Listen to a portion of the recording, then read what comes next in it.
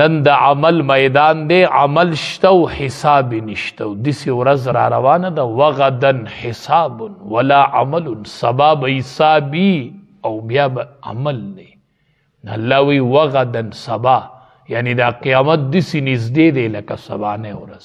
وغدن حساب ولا عمل، سبا به حسابي او بیا به عمل نه. نن د عمل میدان دی، نن عمل کوا، نن عمل کوا او بس جمع کوي، چا تدیم ښکاره نشي، بس الله ته ښکاره دی.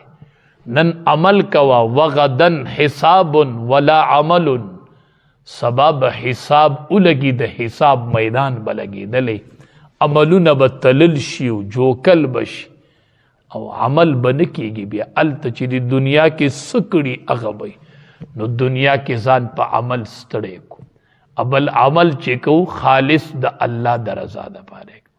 حدیث مبارک کې راځي چې کم اوه کسان چې هغه به د الله د عرش د سوري د لاندې دی کې یو هغه کس دی چې هغه په ښي لاس صدقه ورکړي، داسې صدقه ورکړي چې چپ لاس ترې نه خبر نشي. دومره پټه صدقه کس خو بل څه کوي چې داسې صدقه ورکړي چې چپ لاس ترې نه خبر، چې دومره پټه صدقه ورکړي.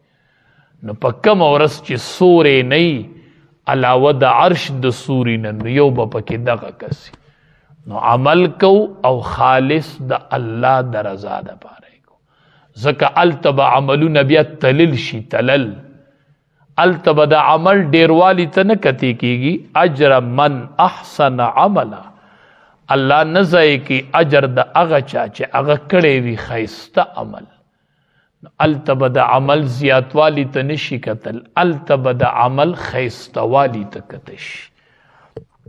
اولئک لهم، دا کسان چې دي د دې دپاره جنات باغونه دي، عدن د اوسېدو، تجري من تحتهم الانهار، چې بهیږي به لاندې د هغې نه نهرونه به ترې بهیږي. باغونه به یې او د لاندې به ترې نه نهرونه بهیږي. یحلون فیها، او اغوستولی بشي دوی ته په هغې کې من اصاوره باهوګان. باهوګان دا زنانه ورته غالبا باهوګان وایي که خیال هم کړی دی مشرانو زنانو ته پته داسې د سپینو زرو کړې به وي، کړې کړې باهوګان ورته وایي. باهوګان زنانه ورته نوم وایي.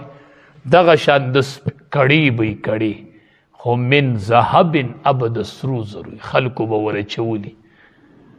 نو ستا ذهن ته به سوال راځي چې نارینه به بنګړي ورچوي، دا خو به بد نه ګڼل کېږي. نه، بعضې وخت کې داسې په علاقه کې یو څیز رواجي هلته حسن ګڼل شي، او چې بلې علاقې ته ورشي نو خلک پورې خاندي، دا عیب ګڼل شي.